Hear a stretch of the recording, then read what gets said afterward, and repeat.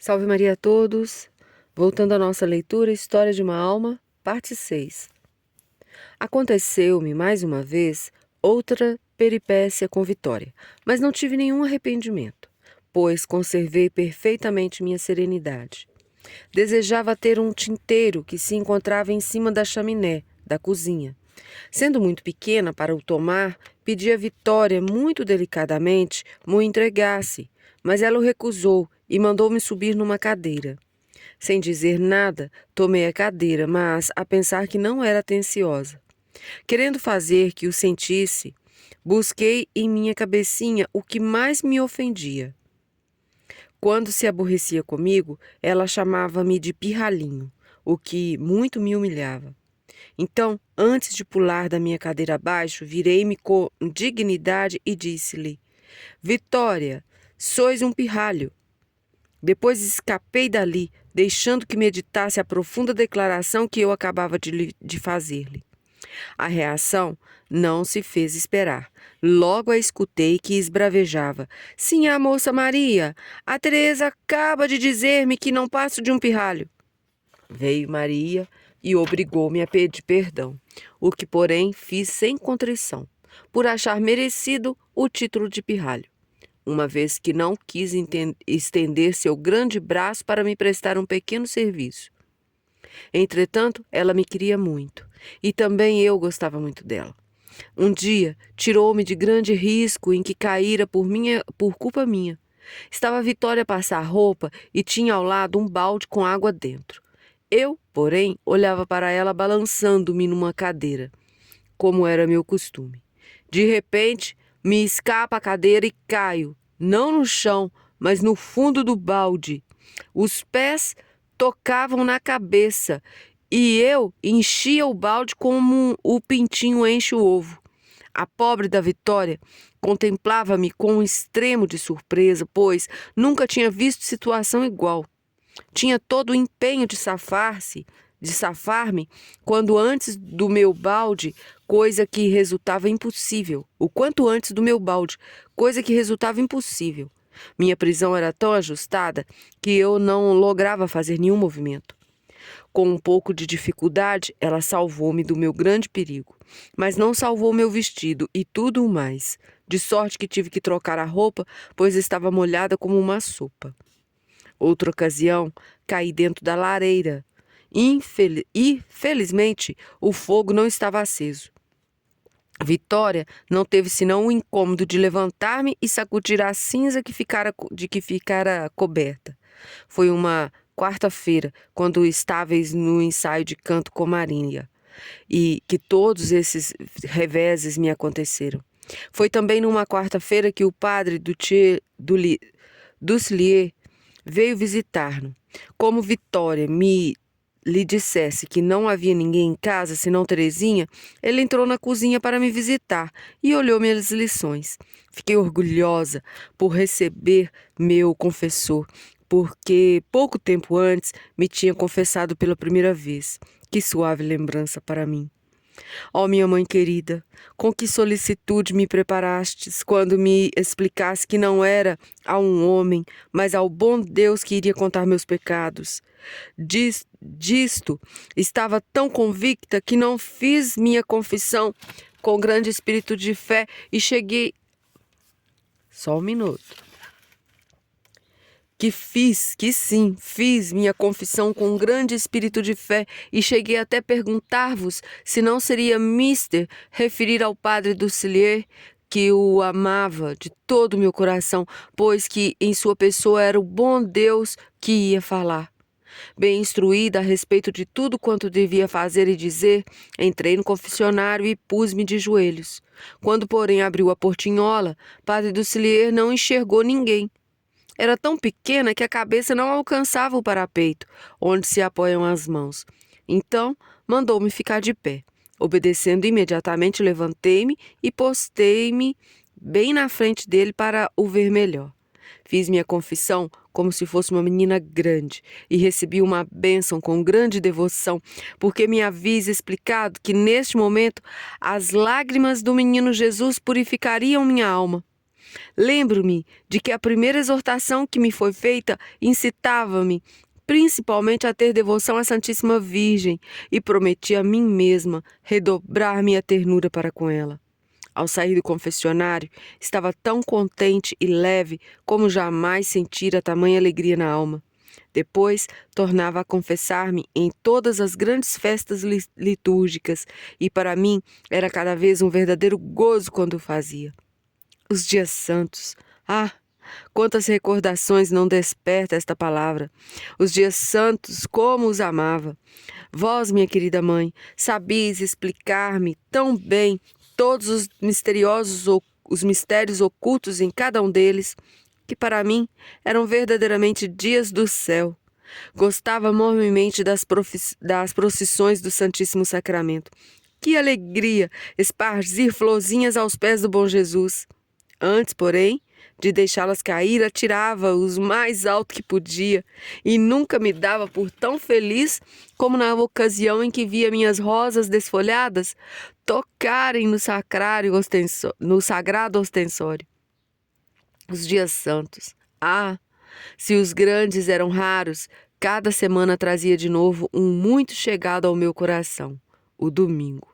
Que grande dia, o domingo! Era o dia santo do bom Deus, o dia santo do repouso. Primeiro ficava nanando mais tempo do que os outros dias. Depois, mamãe Paulina mimava sua filhinha quando lhe servia o chocolate em sua cama, e em seguida a vestia como uma rainhazinha. Vinha a madrinha fazer o penteado da afilhada. Esta nem sempre ficava quietinha quando lhe assentavam o cabelo, mas depois tinha toda a satisfação de ir pegar a mão do seu rei, que, em tal dia, lhe dava um abraço mais afetuoso do que o de ordinário, pois toda a família se movimentava para a missa. Em todo o trajeto do caminho, e mesmo dentro da igreja, a rainhazinha do papai dava-lhe a mão. Tomava lugar ao lado dele, e quando nos víamos obrigados a chegar mais adiante para o sermão, era preciso ainda encontrar 2 assentos, um ao lado do outro. Não se tornava muito difícil. Toda a gente parecia achar muito gentil ver um ancião tão imponente com uma filha tão pequenina, que as pessoas não se incomodavam em ceder seus lugares. Meu tio, que ficava nos bancos da diretoria, alegrava-se quando nos via chegar. Dizia ser eu, seu mimoso raio de sol. Por mim, não me inquietava ser alvo de olhares. Ouvia muito atento os sermões, dos quais, aliás, não compreendia grande coisa. O primeiro que entendi e que me comoveu profundamente foi um sermão sobre a paixão, pregado pelo padre Dusselier. Dali por diante, entendi todos os outros sermões.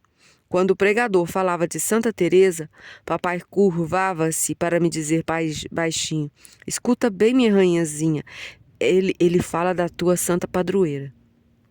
Realmente, estava escutando bem, mas olhava mais vezes para o papai do que para o pregador. Seu belo semblante dizia-me tantas coisas. Por vezes, seus olhos marejavam-se de lágrimas. Em vão procurava revertê-las. Parecia estar já desligado da terra. Tanto sua alma gostava de imergir nas verdades eternas. Sua carreira, porém, estava longe do termo final. Longos anos deviam passar antes que o belo céu se abrisse aos seus olhos embevecidos e o Senhor enxugasse as lágrimas do seu bom e fiel servidor. Mas, novamente, torno ao meu dia de domingo. Esse dia de gozo, que passava tão depressa, tinha seu toque de melancolia. Lembro-me que, até a hora de completas, minha felicidade era sem mescla. Durante esta hora canônica, vinha-me o pensamento de que o dia de repouso ia terminar, que no dia seguinte seria necessário recomeçar a vida, trabalhando, aprendendo lições, e o coração sentia o exílio da terra. Suspirava pelo eterno repouso do céu, pelo domingo sem ocaso da pátria. Acontecia que os próprios passeios feitos antes de recolher-nos em casa me deixavam na alma um sentimento de tristeza. A família, então, já não se reunia toda, porque papai, querendo agradar o titio, deixava-lhe Maria ou Paulina todas as tardes de domingo. Havia a única circunstância de que, para mim, era grande alegria poder ficar também. Gostava que assim acontecesse, mais do que ser convidada exclusivamente, porque então se ocupavam menos comigo. Meu máximo prazer era escutar tudo quanto meu tio falava. Não apreciava, porém, que me fizesse perguntas e sentia bastante medo quando me punha sobre um joelho só, enquanto cantava o Barba Azul com voz formidável. Era, pois, com satisfação que eu aguardava a chegada do papai para nos buscar. Na volta, olhava para as estrelas que cintilavam docemente, e esta vista me enlevava. Havia, sobretudo, uma constelação de pérolas de ouro, que notava com alegria por achar que tinha a forma de um T. Fazia com que papai a visse, dizendo-lhe que meu nome estava escrito no céu. Depois, não querendo ver nada desta terra mesquinha, pedia-lhe que me guiasse. Então, sem olhar onde punha os pés, erguia a cabecinha bem para o alto, para o ar, e não me cansava de contemplar o azul do céu estrelado. Que direi dos nossos sermões de inverno, mormente os de domingo? Ah, como me era agradável, depois do jogo de damas, sentar-me com Celina nos joelhos do papai. Com sua bela voz, entoava canções que enchiam a alma de pensamentos elevados, ou então, embalando-nos de mansinho, recitava poesias inspiradas nas verdades eternas. Depois subíamos para fazer a oração em comum, e a rainhazinha ficava só ao pé do seu rei, não precisando senão olhar para ele para saber como rezam os santos. Afinal, íamos por ordem de idade para dar boa noite a papai e receber um beijo. A rainha vinha naturalmente por última para a beijar, o rei tomava pelos cotovelos e ela exclamava bem alto: "Boa noite, papai, boa noite, dorme bem." Todas as noites era a mesma repetição. Em seguida, minha mãezinha tomava-me nos braços e levava-me à cama de Celina. Então eu dizia: "Paulina, fui boazinha hoje? Será que os anjinhos voarão ao meu redor?" A resposta era sempre que sim. Do contrário, passaria a noite toda a chorar. Depois de me beijar, como também o fazia minha querida madrinha, Paulina tornava a descer e a coitada da Terezinha ficava completamente só na escuridão. Por mais que imaginasse os anjinhos a voarem em redor, o pavor logo a dominava. As trevas faziam-lhe medo, porque da cama não divisava as estrelas que cintilavam docemente. Considero verdadeira graça que vós, minha querida mãe, me acostumastes a vencer meus temores. De vez em quando, mandava-me de noite ir sozinha buscar algum objeto num cômodo distante. Se não fora tão bem orientada, ficaria muito medrosa, ao passo que agora é realmente difícil assustar-me. Ocasiões há em que indago a mim mesma como pudestes educar-me com tanto amor e delicadeza sem me poupar, pois a verdade é que não me deixasseis passar nenhuma imperfeição. Nunca me censuráveis sem razão de ser, como também nunca voltáveis atrás depois de haver dado uma ordem. Estava tão ciente disso que não poderia nem quereria dar um passo, se me tivesses proibido. O próprio papai era obrigado a conformar-se à vossa vontade. Sem o consentimento de Paulina, eu não saía a passear, e quando papai me falava que fosse, respondia: "Paulina não quer." Então punha-se a interceder a meu favor, algumas vezes para lhe agradar. Paulina dizia que sim. Vendo, porém, pelo semblante que isso não vinha de bom coração, Terezinha começava a chorar sem admitir consolo, até que Paulina dissesse que sim e a abraçasse de bom coração. Quando Terezinha ficava doente, o que lhe acontecia todos os invernos, não é de se dizer com que maternal solicitude era atendida. Paulina acomodava-a em sua própria cama, privilégio incomparável, e depois dava-lhe tudo o que apetecesse. Um dia, Paulina tirou debaixo do travesseiro uma linda faquinha que era dela. Quando a deu de presente à sua filhinha, deixou-a tomada de admiração que não se pode descrever. "Ah, Paulina!" exclamou, "tu me queres a tal ponto que por mim te privas de tua linda faquinha guarnecida com uma estrela de madrepérola?" Mas, uma vez que me amas tanto, farias também o sacrifício do teu relógio para me impedir de morrer? Não só para impedir que morras, daria meu relógio, mas faria logo o sacrifício só para te ver logo curada. Quando escutei as palavras de Paulina, meu espanto e minha admiração eram tão grandes que não consigo externá-lo.